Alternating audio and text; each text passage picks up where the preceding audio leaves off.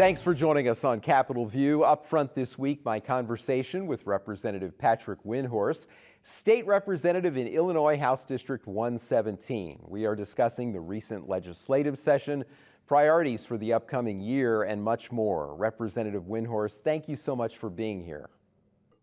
Thank you for having me. Appreciate the opportunity. Good to have you here. Let us start with the legislative session. Your thoughts on the biggest accomplishments this year? Well, we started the session with a historic first for our caucus and actually for the House. The House Republicans elected Toni McCombie as our House Republican leader. She is the first female to head a caucus in the House. So that was a historic, and she did an excellent job helping us navigate through the session. There were a lot of issues that passed this year that I did not agree with, and of course took exception to on the floor, and that was part of a lively debate, of course, that we had. But as far as terming things as accomplishments, we were able to get some bills through, even being in the super minority, only having 40 of the 118 members. For myself, I was able to pass legislation assisting disabled police officers and putting an age cap at when they are able to be recalled to service. And we also passed a bill dealing with juvenile court records to make sure medical records and abuse and neglect cases are more easily brought into the court system and admissible in court cases. So those are a couple things that I look back on for myself personally. Now, there are areas where I hope we can work together going forward. Biometric information privacy, or BIPA, is an area that's been highlighted by not only business groups, but by the Supreme Court of our state as an area where there needs to be some changes. There are currently representatives working on those changes, and hopefully that will come forward soon. Are there other important issues that you're working on for the next year? Well, as you know, I'm a former prosecutor, and the implementation of the Safety Act, as it's known, has just started. The full implementation started in mid-September. So we are seeing how that is progressing and the issues that are occurring in our court system and with our criminal justice system and the police as it relates to that new law. So I will be looking at that not only through the end of this year, but into the spring session as an area where there may be more changes made. I'm, of course, not only a former prosecutor, but I'm the lead Republican on the Judiciary Criminal Committee. So that is a large area that I've been tasked with. Okay, well, the veto session, as you know, is coming up this fall. What are the major issues there that you're looking at? Well, there was a bill that was passed in the spring session regarding small nuclear reactors. That bill passed the House and the Senate with a bipartisan vote. It was vetoed by the governor. He had some concerns about the bill that he expressed. My hope is that we can come back in the veto session and have another bill, either reconsider that by trying to override the veto, or pass another bill that will be signed by the governor to allow that moratorium to be lifted for small nuclear reactors. We have energy issues that are near the top of the list of issues that we're considering as a state, and this is one area where we can, again, potentially be a leader in the country, and so I think we need to look at that. I think we will also see the BIPA issue that I mentioned earlier. I think that is likely to come up, if not in the veto session, early in the spring. My hope is that there will be an ethics reform package that's brought forward as well, particularly given the recent federal criminal cases that have been held and decided and in the next year that are going to be held relating to former Speaker Madigan's tenure. I want to explore that with you. Republicans have called for state ethics reforms. I talked about this with your colleague, Representative Dr. Paul Jacobs, got his opinion on it. And I want to get your opinion. What kind of ethics reforms would you like to see? There are a few things. Some of them are in law and some of them will be in House rules. First, with the law, we need to make sure our legislative inspector general is fully authorized to conduct investigations as he sees fit, primarily authorizing what we know is called the LIG, authorizing him to subpoena documents for investigations without getting approval from the Legislative Ethics Commission, which is made up of legislators. So he needs to have that authority. We also need to pass legislation regarding the revolving door, where legislators leave the General Assembly and then become lobbyists at the next day. The prior effort at ethics reform put in a small revolving door provision of 6 months, but there was a large loophole which said if you left before the end of the General Assembly, that 6-month provision would not apply. So you could literally resign the day before the General Assembly ends, and 2 days or a day or two later become a lobbyist. So it's really not much of a revolving door provision. And then there needs to be some legislation dealing with local lobbyists, basically meaning legislators can serve as lobbyists to local government. Of course, that allows legislators to exert some influence given their position in Springfield. I think legislators should be banned from being lobbyists, period. We should not be acting as lobbyists at all to the state or local government. As it relates to the rules, one of the things that's been highlighted in these criminal cases is the power that Speaker Madigan had. Basically, everything ran through him. He controlled what was voted on, what committees bills went to, basically just had complete control over the House chamber.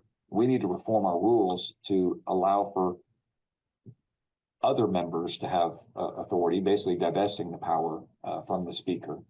And that will allow for better legislation to come forward, and will also prevent a situation where in the future someone can exert that power again and use it corruptly.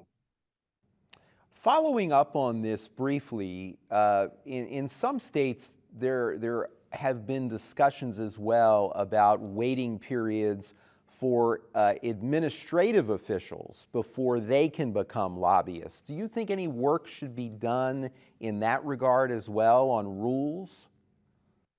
There are some stronger rules as it relates to the executive branch than as it relates to the legislative branch. In fact, the revolving door for certain high-level executive employees exists, where they're not able to move not only for lobbying, but for employment purposes. But I believe looking at the full spectrum of positions that exist, both elected and appointed positions of authority, and making sure that there's protections to avoid people using their position for their own personal gain. That's good to know, and good context for this discussion, because it sounds like there may already be a model that could be put in place for legislators. It already maybe exists for administration officials. Yes. Okay. That's a possibility somebody must look at, yes. Yeah. Higher education, I want to move to that. As you know, it received a major funding increase this year. What are your thoughts about that, and how the money is being spent? Well, we have one of the best higher education systems in the country in Illinois. We have a strong community college system. Our universities are among the top in the country, both public and private. So we have a lot to boast of for our public education system and our higher education system, rather. And the main thing with the spending the money that I think we are really excited about here locally is the increase in enrollment at SIU Carbondale, and the fact that enrollment has been going up, and we had a large growth this semester, this fall.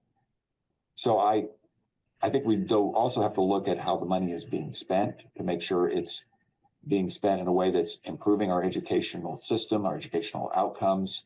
In essence, that we are attracting the students to our universities, that we're providing affordable degrees, so that way people can come to our universities and obtain a degree without becoming too much in debt. And also that we are making the best use of our community college system. I'm a community college graduate myself, and it was very important to me to go to community college, help me then going to the university. But we can not only use it for transfer students, but also for the trades, for certificates, and those programs, which will help our workforce.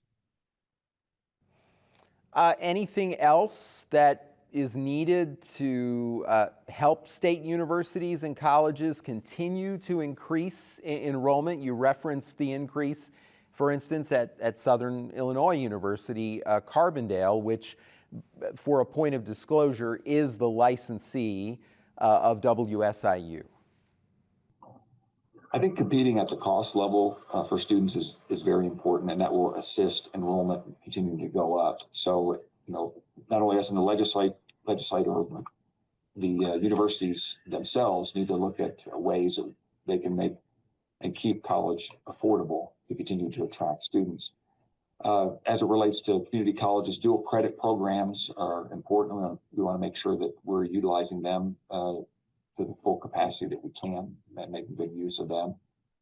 And again, back to the making sure we're using our community colleges as it relates to the trades and getting certificates that allow people to go right into the workforce is vital. Major need for that. Certainly there are job shortages in many of the trades in Illinois and really all across the country. So a very important thing that we can't lose sight of when we talk about education after high school. It is not just a four-year degree. It may involve a variety of training opportunities, including the excellent things that are available at our community colleges. Well, I understand, speaking of employment, that Republicans have been working on licensing reforms for certain professions, making it easier to get a job. Tell me about this. Well, we have been looking particularly at the medical profession, nursing and other medical professionals, to make sure that when they are qualified to work and ready to work, that their licenses are processed and obtained in a timely fashion. That's been one of the more frequent calls my district office has obtained over the last few months, is concerns that people who are applying for their licensure are not getting it in a timely fashion. So myself, Representative Paul Jacobs, who's a doctor, Representative Dave Severin, we've been taking an effort to work with the Department of Financial and Professional Regulation to make sure that they're able to process the licenses as quickly as they can, so that way the people who are qualified for licensure are obtaining those licenses. It's become clear we need better technology, better tracking system, and also more accountability at the department to make sure that they're complying with their responsibility to do it in a timely fashion. So I would say we've been pressing the administration to make sure they're doing what they should be doing on the licensure front. Okay, well, education and licensing, just part of economic development. It is always an important issue, and we could do an entire show just on economic development, as you know.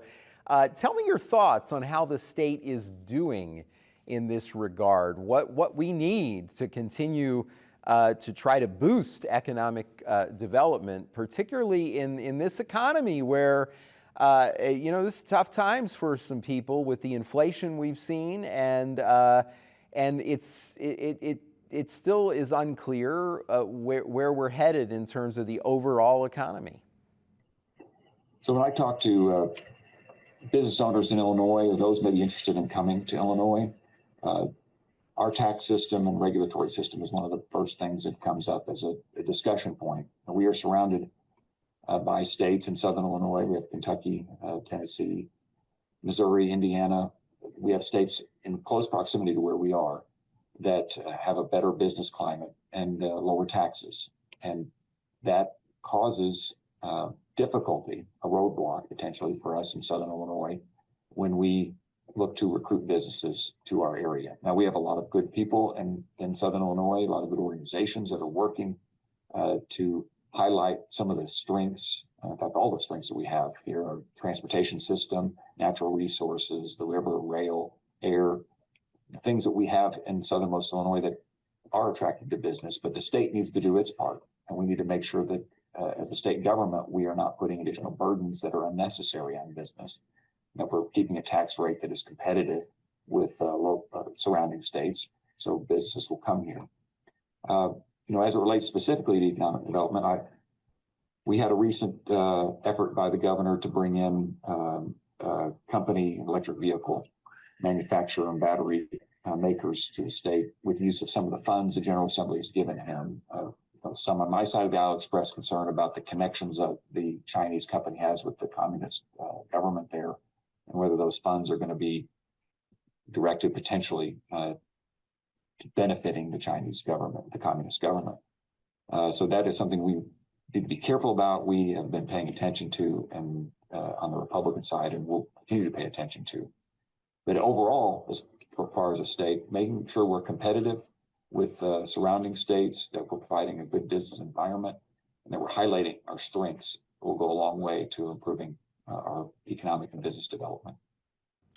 Anything else you want to add on that, on things that you'd like to see, any specific things to attract or retain jobs? Well, again, the complaints I hear, and I know these business owners, that they're looking to invest, they're looking to start businesses, but they are also looking, I can start one in Metropolis, Illinois, or Harrisburg, Illinois, or Paducah, Kentucky, Evansville, Indiana, even down into Nashville, Tennessee, and they compare what the costs are going to be for running that business that are just brought on by state regulation, and other states have shown an advantage. So we have to highlight then the strengths that we have that, as it comes to our state, and particularly our region. And again, those are our infrastructure and our natural resources. Okay, well, recently, Marion celebrated the Star Bonds to help redevelop a former mall in the city, as well as surrounding property. Give me your thoughts on the Star Bond program, and should that be expanded in your view? I'm interested to see how it works for Marion. The information that I've received and reviewed for this, the program looks like it's really has a good opportunity for growth and to achieve its purpose of improving the economic climate there in Marion. Marion's been a strong economic driver for Southern Illinois, and I think this project will help continue that. One of the most important things, and one of the primary things behind the Star Bonds, is to attract people to come from outside the region to spend money. And it looks like that if the project is fulfilled, which I have no reason to doubt that it will be, that will be accomplished. So what we have to do as a region then of southernmost Illinois is make sure that when those people come to the region to take advantage of what's being offered in Marion, that they are also taking advantage of other things throughout southernmost Illinois, in the Shawnee National Forest, and our great small towns in our region. And so it'll be us as a region working together to make the most of those tourists and visitors coming in, to make sure that we highlight all of our region. So I am interested to see how it's going to play out. It started about 2010, I believe, or 11, when the first Star Bonds legislation came forward and was approved. And of course, we haven't really seen anything develop until this point. So I think a lot of us who weren't back in the legislature back in 2010 are interested to see how this plays out going forward. Yeah, I mean, I imagine a lot of folks would be watching this, because Marion is not alone by any means in having very large properties, malls in particular, where there's been this massive exodus. I have seen this in many cities, not only in Illinois, but in other states where I've lived previously, where the mall is either closed or it's a shell. There's really maybe a vacancy rate much larger than the occupied rate in the mall. And some would argue that there is a need for some kind of a program to try to invent a new model there. And there, as it relates to the Marion project specifically, there is reason for optimism. The mayor and the developer have laid out a very thorough plan, and what they've put forward, I have no doubt, will attract people to the region. Sports tourism in particular is very big right now, and with the addition of youth sporting facilities as well as those for adults, I think will go a long way toward attracting large groups of people to come to Southern Illinois. So it is exciting. Very interesting. In our final time together here, I wanted to give a chance for you to talk about something that I find interesting and that I'm curious to hear your reflections on, and that is the experience that you had being a Republican floor leader. So just for those who are viewing, the floor leader's job is essentially in the minority party is essentially to make sure that the bills are vetted as they come through to the House floor. So the first task is to read every bill that comes through committee and comes to the House floor to make sure that I have a grasp on what the bill does. I also speak with the leading Republican in those committees to make sure that there's not anything I'm missing about a bill.